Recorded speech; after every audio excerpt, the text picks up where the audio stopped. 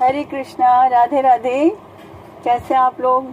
मुझे उम्मीद है कि आप सब लोग बहुत अच्छे होंगे, स्वस्थ होंगे, अपने दिनचर्या को अच्छे से पूरा कर रहे होंगे, अपनी अपनी लाइफ में एंजॉय कर रहे होंगे और भगवत गीता का पाठ भी सुन रहे होंगे। और राधे कृष्णा जी की कृपा भी आप लोगों पर भर भर के बरस रही होगी। भगवत गीता जो पढ़ रहे हैं नहीं भी पढ़ते तो भी बरसती, राइट? चलो, लेकिन पढ़ना अच्छी बात है ना भगवत गीता। हाँ, सबसे अच्छी बात है कि हम भगवत गीता का पाठ रोज सुन रहे हैं या पढ़ रहे हैं, जो भी है। लेकिन अच्छी बात यही है कि हम इस काम में लगे हुए हैं। उससे पहले एक क्वेश्चन कमेंट बॉक्स में सब अपने अपने क्वेश्चंस के इसके आंसर दीजिएगा, जिसको जो समझ में आए। आत्मा क्या है? आज मैंने क्वेश्चन पूछा है, कल मैं आपको इसका आंसर दूंगी। उससे पहले मुझे आप लोगों के व्यूज जानने कि आत्मा क्या है, उसका काम क्या है, किस लिए इस धरती पे आती है, क्या करना होता है, ओके, एक्सेट्रा एक्सेट्रा। मतलब मुझे आत्मा की वो जाननी है थ्योरी, क्यों, मतलब क्या है आत्मा। तो कमेंट बॉक्स में अपने अपने आंसर्स दीजिएगा, मुझे पता चलेगा कि कौन कितने लेवल पे आ रहा है, पानी में कितना है, ठीक है। देखिए, इससे ना हमारी नॉलेज गेन भी होगी, थोड़ा आईक्यू सिस्टम हमारा बढ़ेगा, मतलब अच्छा है ना। इसमें क्वेश्चन आंसर भी चलेंगे, कम से कम पता तो चलेगा कौन कितना नॉलेज गेन कर रहा है, कौन नहीं कर रहा। हाँ, अभी मैंने नहीं बताया आत्मा के बारे में, लेकिन फिर भी थोड़ा तो करके माइंड से थोड़ा सोचना कि हाँ आत्मा क्या है, या गूगल वगैरह पे सर्च मारना एज यूजुअल, जैसे सब करते हैं आजकल, गूगल पे सर्च मारते हैं, राइट? तो पता करना व्हाट इज सोल, आत्मा क्या है, ये क्या है, किस चीज़ से बनी है, मतलब सब कुछ पता करके आना, ठीक है, आत्मा के बारे में। और प्लीज़ मुझे अपने अपने आंसर्स कमेंट बॉक्स में ज़रूर देना, कमेंट बॉक्स में, यूट्यूब पे जो कमेंट बॉक्स होता है ना उसमें, ओके, इधर उधर नहीं, ठीक है। और कई लोग व्हाट्सएप वगैरह पे करते हैं, तो प्लीज़ व्हाट्सएप वगैरह पे नहीं, कमेंट बॉक्स में अपने अपने आंसर्स मुझे देना कि क्या है आत्मा और क्या करना होता है धरती पे आके उसे, और मतलब आत्मा के बारे में थोड़ा सा डिटेल लेकर के आना, ओके। फिर हम कल बात करेंगे इस बारे में। अभी हम बात करते हैं श्लोक नंबर 15, अध्याय 1, श्लोक नंबर 15। उससे पहले ना हम क्या करते हैं कि कर्मा को रिलीज करने के लिए ना मैंने ना एक तो जो प्रेयर मैं करवाती हूँ वो, एक और प्रेयर मेरे को समझ में आई है, तो वो भी हम करेंगे, ठीक है, जिससे मतलब हमें हमारी लाइफ को स्मूथ चलने में ना इजी होगा। होता है क्या है, कई बार जाने अनजाने हमसे कुछ गलतियां हो ही जाती हैं, जान पूछ के तो देखो, मैं जान के तो नहीं करती हूँ, लेकिन हो जाती हैं, अनजाने में तो सबसे होती हैं, राइट? तो और कई बार हम जान के भी करते हैं, लेकिन कुछ लोग होते हैं जो जान के करते हैं, कुछ लोग होते हैं जिनसे अनजाने में हो जाती है। बट जाने अनजाने में हमसे जो भी गलतियां हुई हों, हम उसके लिए भगवान जी से प्रेयर करेंगे कि हमें क्षमा कर दीजिए और हम आगे से ऐसी कोई भी गलती नहीं करेंगे, राइट? तो पोनो पोनो प्रेयर होती है, चलिए एक बार मेरे साथ वो प्रेयर कर लीजिए, ओके। इसमें बोलना क्या होता है मैं बता देती हूँ। Oh god, please forgive me, please I am sorry, I love you and thank you. Oh God, please forgive me. I am sorry, I love you and thank you. इसी चीज़ को आपको 3 टाइम्स रिपीट करना है, okay. Start करते हैं। Oh God, I am sorry. Please forgive me. I love you and thank you. God, please forgive me. I am sorry. I love you and thank you. Oh God, please forgive me. I am sorry. I love you and thank you.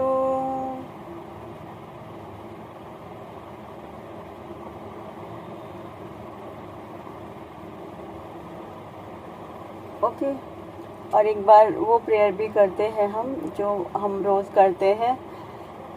हे भगवान जी, हे परमपिता परमेश्वर, हे राधे कृष्णा, मैं आपको अपने जितने भी पुराने जन्मों के कर्म अच्छे बुरे हैं सब आपके चरणों में समर्पित करती हूँ और उन कर्मों के फलों को भी मैं आपके चरणों में समर्पित करती हूँ। कृपा करके उन फलों को और मेरे कर्मों को स्वीकार कीजिए और मुझे पूरे तरीके से अपनी शरण में ले लीजिए। Please please Radhe Krishna, please please please परमपिता परमेश्वर मेरे राधे कृष्णा, प्लीज़।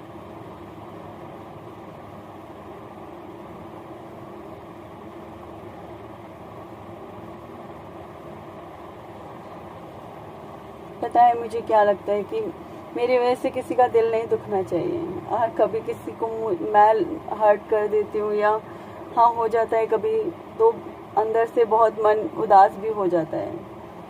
तो अब क्या कर सकते हैं, लाइफ है, लाइफ में तो कुछ भी पॉसिबल है ना। तो अच्छा होगा कि हम वैसे तो ना चाहें किसी को हर्ट करना, लेकिन जाने अनजाने कभी ऐसी मिस्टेक हो जाती है तो या तो आप सामने वाले से सॉरी बोल दो या आप सामने से सॉरी ना बोल पाओ किसी को। ऐसे सर्कमस्टांसेस बन गए कि आप सामने से किसी को सॉरी नहीं बोल पा रहे हो किसी भी तरीके से, तो आप भगवान जी से प्रेयर करो कि आपने जिसका दिल दुखाया है उसके दिल को शांत कर दे भगवान जी और हमें भी उनसे माफ़ी दिलवाए। राइट, आगे कंटिन्यू करते हैं। अध्याय 1 श्लोक नंबर 15। ओके 15। हे राजन कुंती पुत्र, राजा युधिष्ठिर ने अपना अनंत विजय नामक शंख बजाया तथा नकुल और सहदेव ने सुघोष एवं मणिपुष्पक शंख बजाए। महान धनुर्धर काशीराज परम योद्धा शिखंडी मैंने आपको पहले भी बताया था ना, यही भीष्म पितामह के मृत्यु का कारण बने थे। भीष्म पितामह की मृत्यु का कारण बने थे शिखंडी। ये ना तो नर थे पूरे और ना ही ये पुरुष थे। ओके, धृष्टद्युम्न विराट, अजय, सात्यकी, द्रुपद, द्रौपदी के पुत्र तथा सुभद्रा के महाबाहु पुत्र आदि सबों ने अपने अपने शंख बजाए।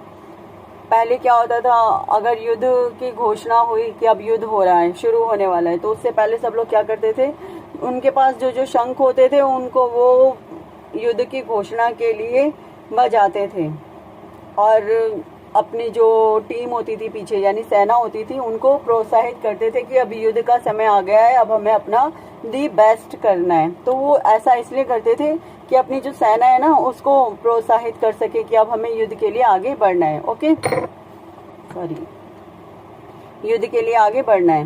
तो यहाँ पर हे राजन किसको संबोधित किया जा रहा है, एक्चुअली वो जो संजय है ना वो धृतराष्ट्र को सारी युद्ध की कहानी सुना रहे हैं। तो वहाँ पे वो धृतराष्ट्र को समझा रहे हैं कि हे राजन, बता रहे हैं, समझा नहीं रहे, बता रहे हैं, हे राजन जो कुंती पुत्र राजा युधिष्ठिर हैं उनका जो अपना अनंत विजय नामक शंख है उन्होंने वो बजाया। नकुल सहदेव ने सुघोष नामक एवं मणिपुष्पक नामक शंख बजाए हैं। महान धनुर्धर काशीराज परम योद्धा शिखंडी, धृष्टद्युम्न, विराट, अजय, सात्यकी, द्रुपद, द्रौपदी के पुत्र, द्रौपदी के 6 पुत्र थे युद्ध के अंदर, तथा सुभद्रा के महाबाहु पुत्र, सुभद्रा के अभिमन्यु थे वहां पे, आदि सबों ने अपने अपने शंख बजाए। ओके सॉरी कैमरा हिल रहा है। सभी ने अपने अपने शंख बजाए वहां पर। अब मैं भावार्थ पढ़ रही हूँ। संजय ने राजा धृतराष्ट्र को अत्यंत चतुराई से बताया कि पांडु के पुत्रों को धोखा देने तथा राज्य सिंहासन पर अपने पुत्रों को आसीन कराने की यह अविवेकपूर्ण नीति श्लाघनीय नहीं थी, मतलब उचित नहीं थी। लक्षणों से यह पहले से ही यह सूचित हो रहा था कि इस महायुद्ध में सारा कुरुवंश मारा जाएगा। देखो हुआ क्या था अंत में, महाभारत के अंत में क्या हुआ था, केवल 5 पांडव रह गए थे और इसके अलावा जो पांडवों की सेना थी और जो कौरव थे और जो कौरवों की सेना थी पीछे, ऑलमोस्ट सब ही मारे गए थे, कोई भी नहीं बचा था। बस एक धृतराष्ट्र बचे थे। विदुर तो पहले ही जा चुके थे, उनको पहले ही निकाल दिया गया था राज्यसभा से। विदुर इन्हीं के ही भाई थे, धृतराष्ट्र के, जो राजा है ना अभी इस वक्त पे जिनके मैं बारे में बात कर रही हूँ, राजा जो जिनको बोल रही हूँ धृतराष्ट्र को, उन्हीं के ही दासी के पुत्र हुए थे। मैंने आपको पहले भी बताया था कि दासी के जो पुत्र हुए थे उनका नाम विदुर था। तो ये उन्हीं के ही बारे में बात हो रही है, विदुर। ओके, तो विदुर पहले ही जा चुके थे। तो विदुर ने क्या किया था, विदुर ने संन्यास ले लिया था। उन्होंने कहा था अब यहाँ से जाने के बाद तो मेरे पास और कोई मार्ग बचा नहीं है, तो मैं इसके आगे संन्यास ले लेता हूँ। तो उन्होंने संन्यास ले लिया था। ओके, इसके बाद भीष्म वगैरह सारे जितने भी योद्धा थे सब एक एक करके मारे गए थे। तो संजय ने यहाँ पर बड़ी चतुराई से धृतराष्ट्र, जो राजा धृतराष्ट्र है, उनको ये बताया कि पांडु के पुत्रों को धोखा देने तथा राज्य सिंहासन पर अपने पुत्रों को आसीन कराने की यह अविवेकपूर्ण नीति श्लाघनीय नहीं थी, अच्छी नहीं थी, उचित नहीं थी। लक्षणों से पहले ही सूचित हो रहा था कि इस महायुद्ध में सारा का सारा कुरुवंश ही मारा जाएगा। भीष्म पितामह से लेकर अभिमन्यु, जो द्रौपदी के और सुभद्रा के पुत्र थे, वो भी मारे गए थे। अभिमन्यु तथा अन्य पौत्रों तक विश्व के अनेक देशों के राजाओं समेत, मतलब जितने भी देशों के राजाओं समेत जितने भी सारे के सारे उपस्थित लोग थे ना वहां पर, उन सभी का विनाश निश्चित था। देखो, जो अधर्म की साइड खड़े थे उनका तो विनाश निश्चित ही था, लेकिन दूसरी तरफ जो पांडु पुत्र थे, यानी जो पांडव थे, उनमें बचने की संभावना केवल और केवल कृष्ण भगवान, तो देखो वो भगवान ही थे, तो उनको तो बचना ही बचना था, नेचुरल सी बात थी। और इसके अलावा जो पांडु पुत्र यानी जो पांडव थे वो बचे थे। अब कहोगे कर्ण का क्या हुआ, वो ही तो उन्हीं का भाई था, तो कर्ण मारा गया था। आपको पता ही होगा ऐसे पहले से ही कि कर्ण मारे गए थे, कर्ण नहीं बचे थे। कर्ण को मारने के टाइम पे क्या किया था श्री कृष्ण ने, इनका जो पहिया था ना, कर्ण के रथ का जो पहिया था, वो भूमि एक जगह से थोड़ी सी मिट्टी गीली थी तो वहीं पर ही धंसा दिया था। मिट्टी गीली भी नहीं थी, वहीं पे ही धंसा दिया था। कृष्ण भगवान ने हल्का सा ऐसे किया, हल्का स्लाइटली ऐसे किया, और वो पूरा का पूरा रथ जमीन के अंदर चला गया। कृष्ण भगवान ने हल्का सा ऐसे किया और वो पूरा का पूरा पहिया जमीन के अंदर चला गया। देखो, भाग्य में पहले से लिखा हुआ था, क्योंकि कर्ण को श्राप भी मिला हुआ था, कर्ण को श्राप मिला हुआ था। और कृष्ण भगवान जानते थे यदि कर्ण ने शक्ति चला दी तो अर्जुन मर भी सकता है, लेकिन अर्जुन को थोड़ा मरवाना था उन्होंने। तो लेकिन इससे पहले की भी थोड़ी बैक टू बैक कहानी ये थी कि जो कर्ण थे उनको श्राप मिला हुआ था, उनको उनके गुरु ने ही श्राप दिया था। परशुराम उनके गुरु थे, उनके जो गुरु थे वो परशुराम थे, तो परशुराम ने ही उनको श्राप दिया था कि तुमने मेरे साथ धोखे कर छल से तुमने मेरे से विद्या हासिल की है, तो इसलिए मैं तुम्हें श्राप देता हूँ। कि उन्होंने जो श्राप दिया था वो ये दे दिया था श्राप कि जब तुम इस विद्या का यूज करने जाओगे तो तुम इस विद्या का यूज नहीं कर पाओगे, तुम भूल जाओगे ये विद्या, युद्ध की जो विद्या है। जब तुम्हें महत्वपूर्ण कार्य के लिए युद्ध करना होगा उस वक्त तुम भूलोगे। तो इस श्राप की वजह से एक तो उनका युद्ध धरती में घुस गया, फिर अब कृष्ण भगवान ने हल्का सा ऐसे कर दिया बस, तो वो पूरा का पूरा रथ जमीन के अंदर। और फिर जब वो उसको निकालने के लिए चले तो कृष्ण भगवान ने अर्जुन से कहा भाई तीर चला दे। अब फिर अर्जुन ने कहा मैं ऐसे निहत्थे पे तीर तो नहीं चला सकता कि ये तुझसे नहीं मरने वाला, चला दे तीर चला। कहते क्यों, ऐसे निहत्थे पे मैं नहीं चलाऊंगा। तो कहते हैं देख ये तेरे से बड़ा है हर तरीके से और ये नहीं मरने वाला तेरे से युद्ध में, और ये तेरे से जो विद्या इसने जो विद्या ले रखी है वो हर तरीके से बहुत उच्च कोटि की विद्या ली हुई है, और ये तेरे से ऐसे मरेगा नहीं, इसलिए तो इस पर अभी के अभी वो चला दे जब ये अभी बिजी है और ये निहत्था है। तो उसने रथ निकालने की वो कोशिश में लगा ही हुआ था, अपनी विद्याएं यूज कर रहा था, लेकिन कुछ प्रभाव नहीं पड़ रहा था किसी चीज का। वरना ये लोग क्या करते, एक मंत्र पढ़ा और फटाफट से अपना काम कर लिया, लेकिन उस वक्त वो मंत्र विद्या वगैरह सब फेल हो गई थी। और फिर अर्जुन ने उस वक्त तीर चला के गर्दन कट कर दी थी। फिर मर वैसे भी नहीं सकते थे, क्योंकि इनके पास कवच और कुंडल थे।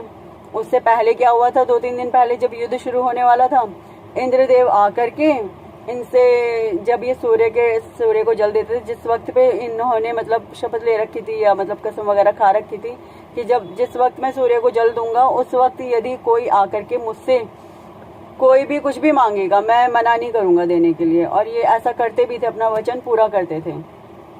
तो ये उस वक्त मना नहीं करते थे जिस वक्त अगर ये सूरज को जल दे रहे होते थे, अगर उस वक्त कोई आ गया इनसे कुछ मांगने के लिए, मना नहीं करते थे।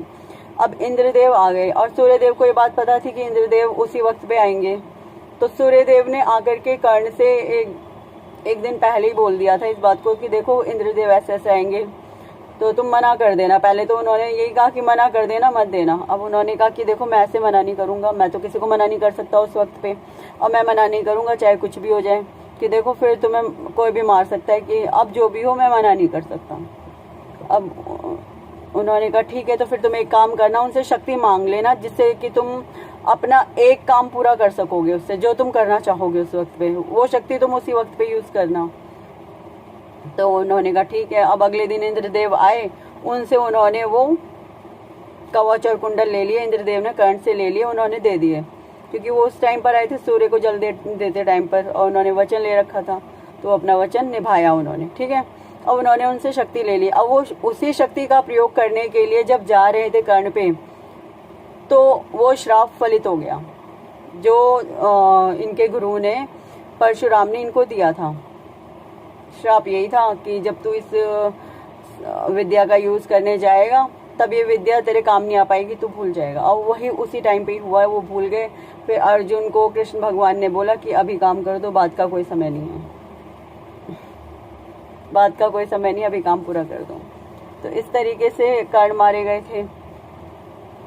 तो ये पहले से ही तय था कि सारे के सारा कौरव वंश मारा जाएगा, और उनका जो साथ दे रहे हैं वो भी मारे जाएंगे।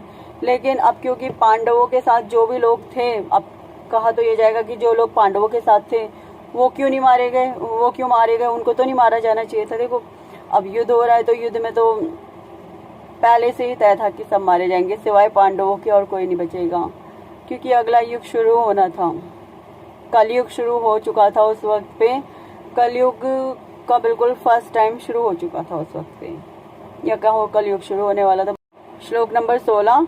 इन विभिन्न शंखों की ध्वनि कोलाहल पूर्ण बन गई, जो आकाश तथा पृथ्वी को शब्दायमान करती हुई धृतराष्ट्र के पुत्रों के हृदय को विदीर्ण करने लगी। इसमें अब क्या हुआ, जब ये इन लोगों ने शंख बजाए तो धृतराष्ट्र के पुत्र यानी दुर्योधन वगैरह सब डर गए कि कहीं ये लोग जीत ना जाएं, हम लोग हार ना जाएं। जब भीष्म तथा दुर्योधन के पक्ष के अन्य वीरों ने अपने अपने शंख बजाए तो पांडवों के हृदय विदीर्ण नहीं हुए। जब उन लोगों ने अपने अपने शंख बजाए तो पांडव डरे नहीं, उनके साथ कृष्ण भगवान थे, डरने की बात कौन सी थी। ऐसी घटनाओं का वर्णन नहीं मिलता। इस विशिष्ट श्लोक में कहा गया है कि पांडव पक्ष के शंखनाद से धृतराष्ट्र के पुत्रों के हृदय विदीर्ण हो गए। इसका कारण स्वयं पांडव और भगवान कृष्ण में उनका विश्वास है। वो क्यों नहीं डरे, क्योंकि भगवान कृष्ण को वो इतना ज्यादा मानते थे। परमेश्वर की शरण करने वाले को किसी प्रकार का भय नहीं रह जाता, चाहे वह कितनी ही विपत्ति में ही क्यों ना हो। ओके, तो आज के लिए इतना ही। लेकिन एक कहानी, अब इसमें एक छोटा सा लॉजिक बनता है कि जो अगर भगवान को मानते हैं, अब भगवान को तो ये लोग मानते थे पांडव वगैरह, तो इनकी लाइफ में कष्ट ही क्यों आए। पहली बात तो जो भगवान को मानते हैं उनकी लाइफ में ज़्यादा कष्ट आते हैं, पहले बता दूं भाई, बहुत ज़्यादा कष्ट आते हैं। मैं सेल्फ झेली हुई सारी चीज़ें, ठीक है, बहुत कष्ट आते हैं, चाहो या ना चाहो वो आते ही हैं। जो भगवान में ज़्यादा मानते हैं उनके साथ होता है ऐसा। और दूसरी बात, एक्चुअली भगवान जिनको अपनी तरफ खींचना चाहते हैं ना, उनकी लाइफ में कष्ट ही देते हैं वो, ये फैक्ट है। वो थोड़ा सा क्यों देते हैं कष्ट, अगर आप इस दुनिया के मोह जाल में बंध जाओगे तो भगवान को तो फिर भूल जाओगे ना। अब जबकि भगवान चाहते हैं आपको वापस अपनी तरफ खींचना, अब जिसको खींचना चाहते हैं वो तो कष्ट में ही जीने वाले हैं भाई। एक टाइम आता है लेकिन जब वो अपनी तरफ खींच लेते हैं ना पूरी तरीके से, तो आपके कष्ट ऑलमोस्ट खत्म हो जाते हैं, ऐसा होता है, ठीक है। अब लोग मुझसे पूछते हैं, अब अगर भगवान वाकई में मेरे को संबोधित करते हुए पूछते हैं, जब तुम भगवान को इतना मानते हो तो तुम्हारी लाइफ में कष्ट क्यों है? मैं कहती हूँ ताकि मैं भगवान को अच्छे से याद कर सकूँ। अब अगर मान लो सुख होगा तो सुख में कौन याद करता है? पहले तो मुझे ये बताओ, कोई आप में से कोई एक ऐसा है जो अपने सुख में भगवान को याद कर रहा है? अगर वो कर रहा है तो बहुत ही अच्छी बात है, ये बहुत ही अच्छी चीज़ है अगर कोई सुख में भी भगवान को याद कर रहा है। लेकिन अगर कोई सुख में याद नहीं कर रहा है तो फिर सोचो क्या? अब दुख तो आते ही इसीलिए ना कि भगवान का नाम जपेंगे। लेकिन मैं नहीं चाहती किसी की लाइफ में कोई दुख आए। मैं इसीलिए सबको ये गीता भी समझा रही हूँ कि समझो इसे, पढ़ो इसे। जब आप समझोगे गीता और इसके अंदर का जो ज्ञान है वो समझोगे, बिलीव मी, आप दुखों से काफ़ी दूर हो जाओगे। क्योंकि मैंने अपने दुखों को इससे ही दूर किया है, इससे पढ़ पढ़ के दूर किया है इससे। मुझे बहुत इस चीज़ से बहुत ज़्यादा इंस्पायर हुई हूँ मैं कि हाँ, जो भगवत गीता है या कृष्ण भगवान हैं, इनके अंदर जब आप समाओगे ना तो आपको समझ में आएगा कि लाइफ हर तरफ से फालतू है तो सब कुछ यहीं पे है, बाकी कहीं कुछ नहीं है। तो जब एक बार क्या हुआ, मेरे से सब लोग क्या पूछते हैं, जब भगवान को तो इतना मानती है तो कष्ट क्यों है? तो मैं उसके लिए एक कहानी सुना रही हूँ छोटी सी आपको, छोटी सी है, ज़्यादा बड़ी नहीं है। एक बार एक संत थे, वो बहुत कृष्णा जी को मानते थे, बहुत ज़्यादा भगवान विष्णु में बहुत ज़्यादा उनकी आस्था थी। तो एक बार क्या हुआ, उनको ना पैरालाइज हो गया। अब भगवान को मानते थे फिर भी पैरालाइज हो गया। अच्छा चलो, हो गया पैरालाइज। अब जो उनके जो वो थे ना आसपास के जो उनके शिष्य वगैरह थे सब, तो वो क्या करते थे, अब अपनी सेवा निवृत्ति के लिए ना उनको बुलाते थे बार बार कि बेटा आओ, कोई तो आ जाओ, अरे मनोज, अरे शंभू, कोई तो आ जाओ, कि कोई तो आ जाओ, मेरे को सेवा निवृत्त करवा दो। तो पहले तो 1-2 आवाज़ पे आते थे, बाद में फिर 3-4 आवाज़ पे आते थे। कुछ दिनों बाद, कुछ टाइम जैसे से बीता, वो फिर आने ही बंद हो गए, वो आते ही नहीं थे। फिर एक दिन आवाज़ लगाई तो उस वक्त पे वो लोग आए नहीं, तो बड़ी मुश्किल से आते थे। तो उस दिन जैसे एक आवाज़ लगाई, तुरंत एक छोटा सा, मतलब ऐसे कोई 14-15 साल का एक बालक वहाँ फटाफट से आ गया कि चलो बाबा, मैं आपको गुरुजी चलो सेवानिवृत्ति करा देता हूँ। ठीक है, करवा दी, लिटा दी। अब ऐसे करते करते कुछ दिन बीत गए, लेकिन बाबा ने फिर सोचा कि मेरे शिष्य तो आते ही नहीं थे, मैं कितनी आवाज़ लगा दूँ उनको, मैं एक नहीं 10 आवाज़ लगा दूँ तब नहीं आते थे, ये तो एक ही आवाज़ में फटाफट से आ जाते हैं। कौन है ये, है कौन? उनको डाउट हो गया कि कौन है ये। अब उस दिन फिर आवाज़ लगाई उन्होंने, बाबा ने, तो फटाफट से आ गए वो बालक आ गया। और बालक ने फिर उनको सेवानिवृत्ति करा के जैसे ही लिटाया, वैसे ही उन्होंने उसका हाथ पकड़ लिया कि बात सुन, कि हाँ बाबा, कि तू ये बता तू है कौन, कि क्यों, क्या हो गया? मैं आता तो हूँ यहाँ पे, रोज़ ही तो आता, कि नहीं तू मेरा शिष्य नहीं है, तू सच बता तू कौन है। क्योंकि मेरे शिष्य तो मैं 10 आवाज़ लगाऊँ तो नहीं आते थे, तू तो एक ही आवाज़ में फटाफट से भाग के आता था, तो सच बता तू है कौन। अब कृष्ण भगवान अपने असली रूप में आए कि मैं ये हूँ। तो बाबा मतलब उस वक्त हाथ जोड़ करके लेटे लेटे ही नमन करने लगे कि हे प्रभु, ऐसा मतलब क्या वो है, ऐसी कौन सी बड़ी वो है परेशानी कि आप मेरे काम करने धरती पे आ सकते हो, मेरे हर काम को करने के लिए, मुझे सेवानिवृत्त करवाने के लिए, लेकिन आप मुझे अपने साथ नहीं लेके जा सकते। ऐसा कौन सा बड़ा पाप कर दिया? कि देखो, पाप वाली कोई बात नहीं है, प्रारब्ध होते हैं, वो काटने पड़ते हैं सबको अपने अपने।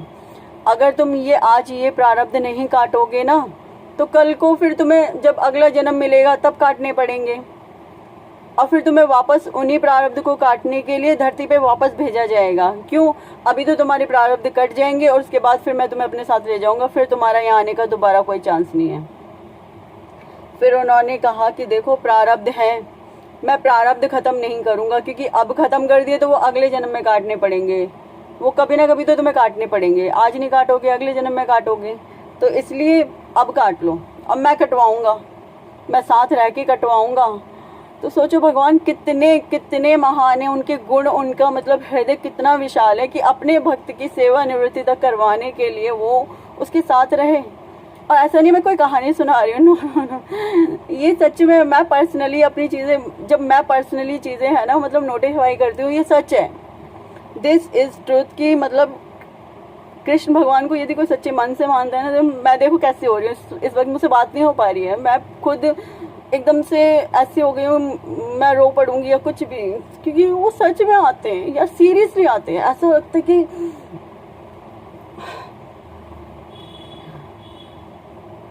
वो हमारे आसपास हैं, हमारी बातें सुन रहे हैं, अगर हमें कोई भी दिक्कत होगी ना, वो सीरियसली आ जाते हैं उस वक्त पे। सॉरी, ठीक है, ओके, राधे राधे, बाय।